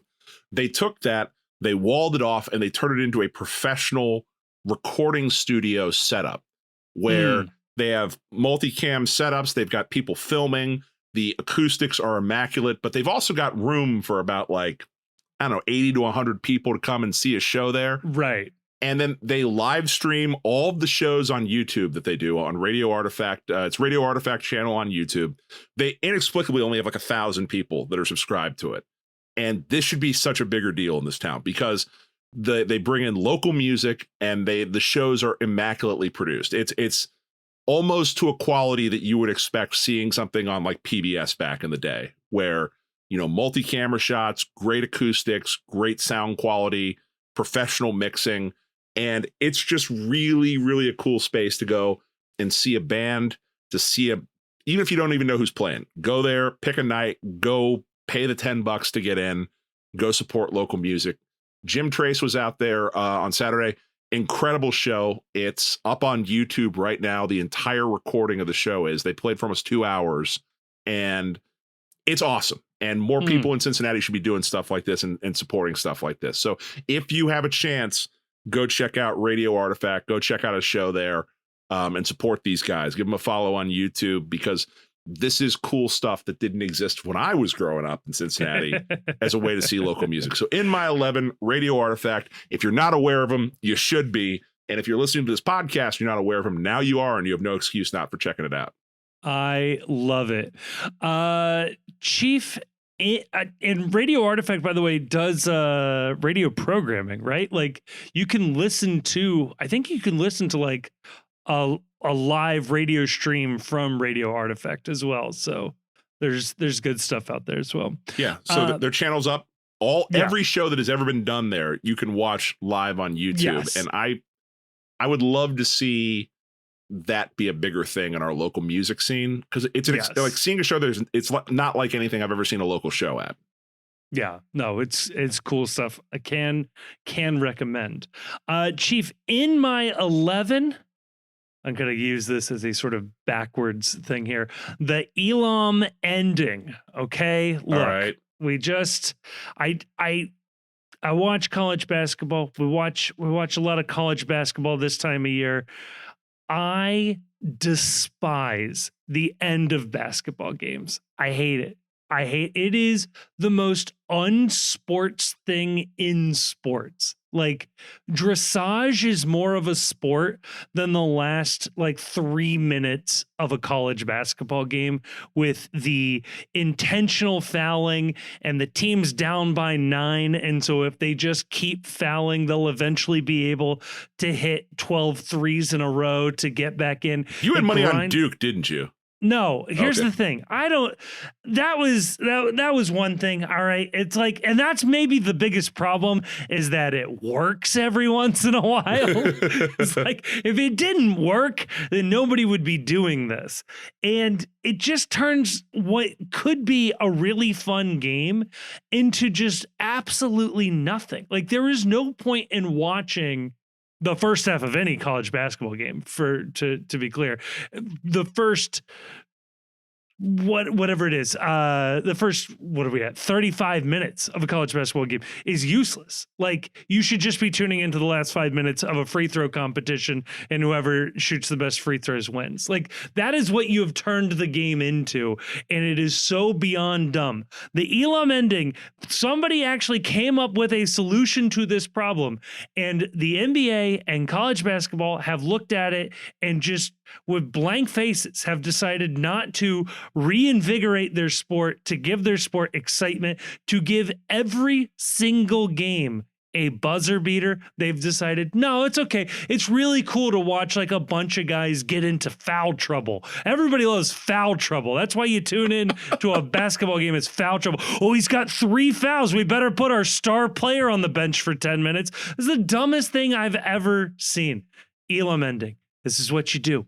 You just shorten the second half or the fourth quarter by 5 minutes. The target score, you learn this from TST.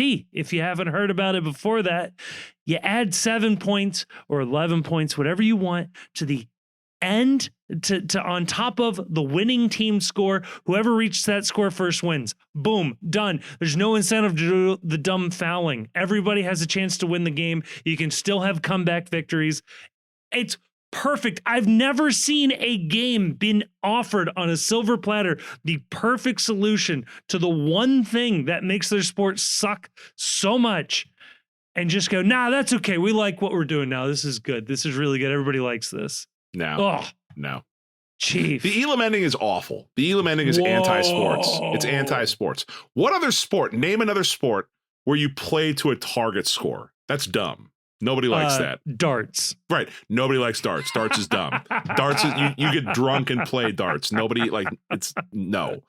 I see the footage of people like partying at like live darts. It's a psyop. No one has that much fun watching darts. I don't believe that's true. The only way you can enjoy darts is if you are playing darts and you are already 5 beers deep by the time you start playing. And like, then you forget to give the darts back and leave your ID at the bar by mistake. Like that's the only thing darts are good for.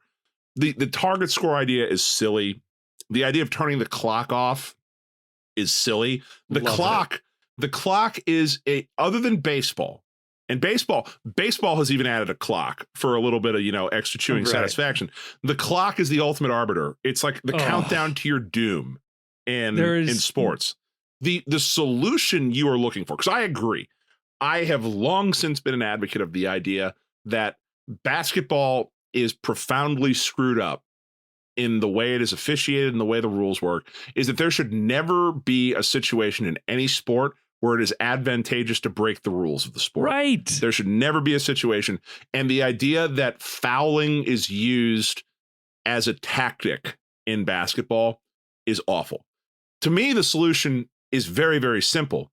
And that's that if you are fouling someone intentionally, yes, then call it as an intentional foul. Thank you. That is, Chief, this is the most insane thing. Like, I feel rules, like the rules already contemplate this. For intentionally fouling. A guy gets the ball. The entire arena and all 10 million people watching know that he is going to intentionally foul. And we all just have to pretend that he accidentally reached a little too close to him. Yeah. Oh my God. It's the dumbest thing ever. The rules already fixed this. The rules already fixed the Elam ending. You don't need it. Just call intentional fouls when people get fouled. You foul the 3-point shooter when you're up 2 to stop. You foul him to stop him from taking a 3. That's an intentional foul. He gets 2 free throws and the ball. You're trying to foul to stop the clock. Okay, that's an intentional foul. It's 2 free throws and the ball. It would fix all of this. Yes, immediately. I'm with you. Look, if it gives us a solution, if there is a solution, we need it. The other thing is, I also feel like the foul that they let them call is almost never a foul. It's just like a guy stands close to him. You're like, yeah, we know, we got it. You're trying. We know to what you were foul. doing. Yeah, right. No. So stupid. Right. And I hate. This is the other thing I hate. I hate when sports do this. Football does this and basketball both do this. The college basketball is the worst with this though. So we're in the final 35 seconds of a game. Guy gets the ball and tips it out of bounds. So we got to spend 8 minutes with 4 referees standing around a TV monitor to figure out which fraction of a second the ball actually went out of bounds at. But earlier in the game, it's fine. We forgot to set the clock, so it just burned 30 seconds, and that's fine. That's okay. The clock doesn't matter except for the final 45 seconds of the game. Whatever. A fraction of a second here or there. Nobody's going to really care. Oh my God. Whoa. The game's almost over. We need an army of officials to be able to psychoanalyze the clock itself to figure out what fraction of a microsecond. Wait, is it a leap year? Do we need to add a leap second to this clock? It's the dumbest thing. I hate it so much. In general, I find that all replays are ruining sports, and just like the problem is, this is another one where like the answer is so painfully obvious, and that's that every hack sports talk radio person has given you the solution, and that's that you play the replay at real speed twice, and if you can't overturn the call based on that, call stands. Like if it requires millimeter precision, same thing with offside. In soccer, if it requires millimeter precision in drawing lines to determine someone was an 1/8 of an inch offside, I don't care. You're not offside. Yeah. If you are offside by an inch, you are not offside because the human eye cannot perceive that. That is not part of the game. Robots, this game was, none of these games were ever made or designed for absolute precision at all times. Give the officials LASIK. Give their eyesight as good as it'll get under human conditions, and then let the game happen under human conditions. And if it isn't so painfully obvious that you can't see it in 2 full speed replays, move on with the game. And to that end, I'm done. I am done with the expert referee in the broadcast booth. Gene Steratore, number 1, needs to pick a fucking sport. Right. You're either an NFL, can't be an expert at all of them. you're a football guy or you're a basketball guy. But I refuse to listen to you talk about every sport. If this dipshit shows up on the Masters coverage this week, I'm gonna lose my mind. If this dude is talking about rules violations at Augusta, I'm gonna smash my TV. It's done. I can't deal with this guy anymore. All broadcasts, it should be banned. I should never have to hear a ref talk. You're a ref. You're the lowest class of human. Get off my screen. Get out of my audio. I don't want to hear you talk and defend your stupid ref friends for doing stupid ref things. No, I'm done. I refuse. I am opting out of referees on sports broadcasts.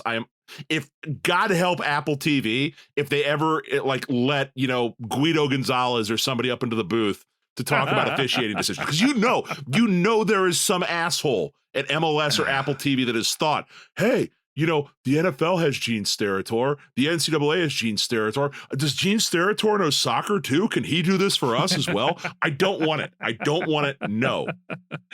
Don't we have a Dr. Joe? Wasn't he? I think the he's dude the who has rules like a expert. degree in leisure science. He's a doctorate of leisure science, and they all have to call him Dr. Joe Mashnick, like he's actually like performing surgery on someone. So good. Chief, I have another controversial opinion. Again, going back to basketball. If a player pushes a ball out of bounds and it sort of grazes another player's finger while going out of bounds, but the ball's flight was clearly, directed by one player from one team to send the ball out of bounds, I don't care that it touched the other team. It's still out on you if you threw the ball out of bounds. I hate the it deflected off of his pinky and therefore it's the other team's ball. I hate that. Man, you threw the ball out of bounds. That's the ball. It's got to radically change direction for me. And I hate that we get to do super, super slow-mo for 8 minutes to figure out whose pinky nail it flinged off of. Ugh. It doesn't need it. No sport needs this. No sports want this. No sports fans want this either. No. Yeah. So that was my positive in the 11. What's your negative out of the 18? So I don't feel as passionately about this, but there's a couple of layers to this. And I'm probably going to regret this take immediately after giving it. So that always makes it good too. Love that. I'm kind of over rubber ducks. Okay. I've seen a lot of people, particularly Jeep owners, with rubber ducks everywhere. And I don't know what it is, but it just annoys the shit out of me. And what really gets me is we're soon eventually going to reach a period of time where it's no longer raining in this city. Never. And no, it's not. I can still hear it raining as we're recording this. My sub pump's working over there in the corner at full speed. I assume at some point there will be nice weather, and there are people with Jeeps, which is a great idea to have in nice weather. You can take the plastic canopy down, the canvas canopy down on your certain models of Wranglers, but these people can't do that because if they take the canopy down, I think the ducks will all blow away. What is the duck thing? I don't understand this. I don't know. This is why I think I'm going to regret it. I'm going to assume that there is a lovely sob story attached to it. That's the only way something like this could truly spread. It feels like a Facebook meme that slowly spread around the world, and I don't like it. I don't like the ducks. I don't like that there's rubber ducks everywhere. It really annoys me. And I say all of this, Chief, you'll appreciate this. The Post's Damon Gumbert, I've mentioned before, is a cousin of mine. He actually came over a few times while we were away to make sure our cat's automatic cat food feeder was automatically feeding our cat. Your basement wasn't flooding because the sump pump turned off. Just making sure the house is still standing when we get back. I came back to a house full of ducks. Okay, there are ducks all over our house. Wait, was he putting ducks in your house while you were gone? He planted ducks all around our house. That's a great move, actually. It's so funny. I have opened up the pantry to get something I thought was fairly obscure in our little baking area. There's a rubber duck right there. It was great. See, it could have been worse. Every so often on the TikTok algorithm, it'll show me a product that I think I probably do need to buy. Yeah. There are these things you can buy. They're about, maybe about like a gentleman's inch and a half, 2 inches big. They have a watch battery attached to them. And what they do is you turn them on, and then at random intervals between 15 and 30 minutes, it emits a cricket chirp. No, that's brutal. They're very small. You can just throw them somewhere. And if somebody hears it, they've got to stand there and it'll chirp again in maybe 30 minutes, maybe 20 minutes. And this process will continue until they locate whatever it is you've left behind. If you had to guess, how long do you think the batteries last for these? Oh, God. If it's intermittently chirping at that point with a watch battery, shit, it could probably go for like a year. Would you believe 5 years?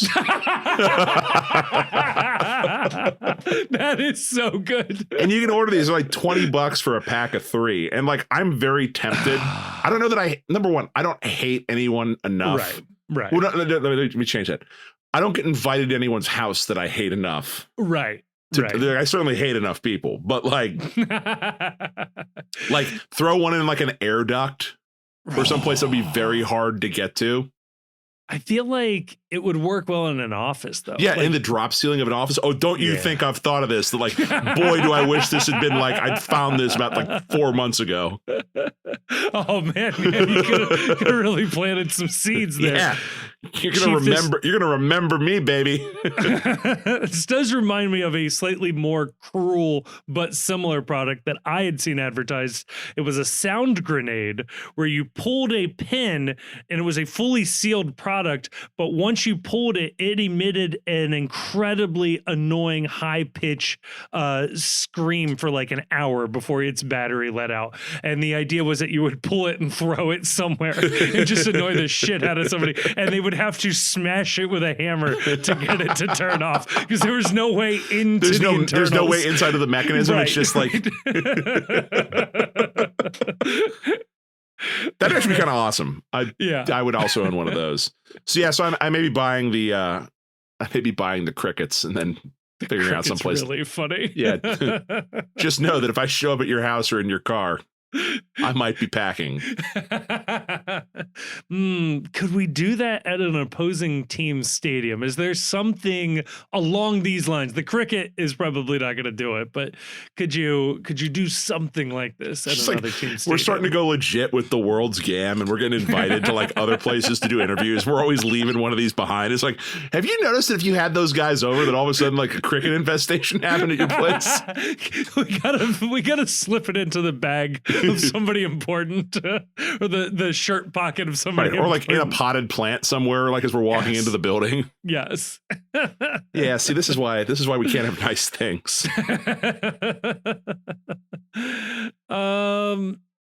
Well, Chief, what is out of your 18 to wrap this up here? I have so many options on this. Yeah. It's telling that I have more things that I want to put out of the 18 than like that I had in the 11. Yes. I guess we could go. Would it be hack to say out of the 18 is making any large electronic purchases for the next foreseeable future? Man, it has been really funny catching up on the news and then finding out that like tween gamers are becoming tariff experts because they realize that the Switch 2 is going to be way more expensive than they thought. Yeah. See, like I was tempted to put out of the 11, speaking of Nintendo Switch, the $80 to $90 game thing. I brought this up with Grayson, but like games probably should cost $80 to $90 if we're being honest. I think there should be, at the very least, more price points for games. Like right now, it feels like it's either a $5, $20, or a $60 game. I think that there should be a larger variety. And yeah, like if a game is going to be really big and not chock full of microtransactions, by all means, charge me $80 or $90 on your dollar per hour of entertainment value. It's hard to beat video games. Right. So I think it's fair. Out of the 11, this may be controversial. Here's what I'm going to put out of the 11 for real. Out of the 18 for real. Artists are out of the 18 this week. Oh, shit.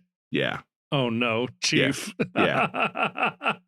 Look, so we're on the boat. Did you get on the boat before or after the internet trend of everyone uses ChatGPT 4.0 to make themselves look like a Miyazaki Studio Ghibli movie? It was happening right as I got on the boat. Happening right as you got on the boat. So that's a thing. Yeah. And if you haven't, like, look, if you haven't played around with the AI art generators in 6 months, they got really good all of a sudden. To where, like, you know, back in the day, you would do an AI art thing, and the big tells would be, number one, the people all look screwed up. Yeah. The fingers are all janky. And the other thing AI art could not do for the life of it was do text. You ask it to do text, and it would look like, you know, you were seeing some combination of Cyrillic and Greek because the letters were all janky. Nothing was spelled correctly. It wasn't going to do it. It got real good at that. And now it can generate text real well. Like you tell it to write something, it does writing real well. But like where I am bothered now is the self-pretentious response to all AI that you see online. Yes. To where you use AI to generate a meme real quick, something funny that you can throw up on the internet, and immediately you're hit with responses of, well, that's slop. Like, you could have commissioned an artist to do this. Like, no, man, I'm not commissioning an artist like to jump in on a viral meme trend. I'm not going to go onto Fiverr and find someone to do something for $40, wait 2 weeks, get the product back, and then be like, this would have been funny 2 weeks ago. Check this out. But at least I paid someone to do it. Like, calm down. Right. Calm down. Like, every instance of someone using ChatGPT to make a funny image is not an existential threat to your profession or what it is you're doing or like your hobby. Like, this whole, like, just pick up a pencil. It's like, nah, man, I can't draw. I can't do it. Right. Like, I could spend the next 6 years practicing. I can't do it. Same thing with like music. I was listening to Jim Trace last night. I was watching, friend of the podcast, Mark Swikowski. The man can play multiple instruments and sing. You could give me a year of time. And you know how I know this? Because I had a year during the pandemic and still never picked a guitar up and learned to play guitar. Chief, I'm within arm's reach of 2 guitars. I don't know how to play guitar. Right. So, like, I can't draw for shit. I can't play music for shit. You know what? I'm going to screw around with the AI image generating stuff. Why? Because it's funny and it finally allows me to live out my meme lifestyle that I wish that I had. I'm not saying use it to do a TIFO, although if you did, it would still look better than the shit that Nordecki does. But people just need to calm down about this. The response to everything that AI produces does not need to be, this over the top, this is soulless and is kill. No, it's not. It's not that serious, man. I just thought it'd be cute to take a picture of my wife and I and make it look like a cartoon. Like, it's okay. Life is going to move on. Calm down.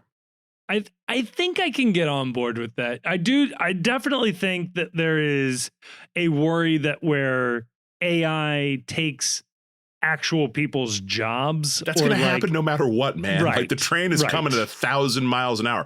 It's time to like make peace with the fact that we're all going to be unemployed. Every single one of us.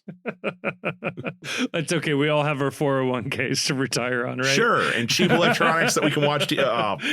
Oh, no. Look, there is going to come a time in the very near future where we don't even have to do this podcast. We can just feed our voices into AI, and every week it will spit out content about FC Cincinnati. You know what? The takes will not be any less dumb than the ones that I provide. I guarantee you of that. Chief.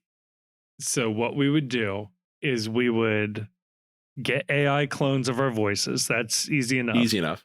And then we get ChatGPT to write a podcast script by feeding it other podcast scripts and then the results of the last game and let it go. We could do this for every MLS team, and we could be the expert. We could not only be the World's Gam could not only be your first podcast, our local AI version could be your second podcast too. We may have to expand to Bengals and Reds coverage. UC Bearcats and Xavier. I probably shouldn't say this out loud, but I was actually thinking about, like, since if I had to do the show by myself, like AIing you and Grayson and having you do some drops in on the show. It would be really funny. I've also thought not once, but multiple times about seeing if I could recreate a Knifey Lion radio episode. And the only question I had was, do you include Nick from soccer or not? Man, so good. Also, like, it's funny to me as well that, like, there is probably a non-significant portion of the people that listen to this that weren't FCC fans when Knifey Lion radio was a thing. Oh. And that makes me sad. It got us through some hard times. It's worth going back and listening to it, genuinely. Like, all the episodes are still up. God bless Jonah for keeping them up.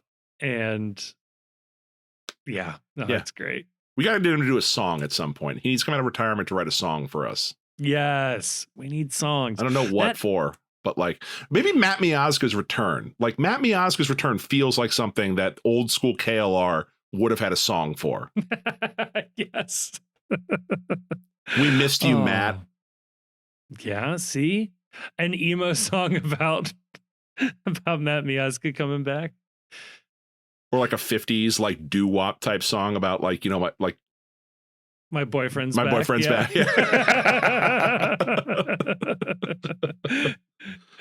Oh, we got to make this happen. Or if Jonah won't do it, we'll just do AI and we won't tell him about it. Jesus. Yeah, well. Is that it? Chief, I think that does it. Good episode. Great to have you back. Oh, happy to be back. Yeah. I'm happy that I don't have to edit this episode. Editing sucks. Oh, bring it on, baby. All right. Well, fuck Columbus.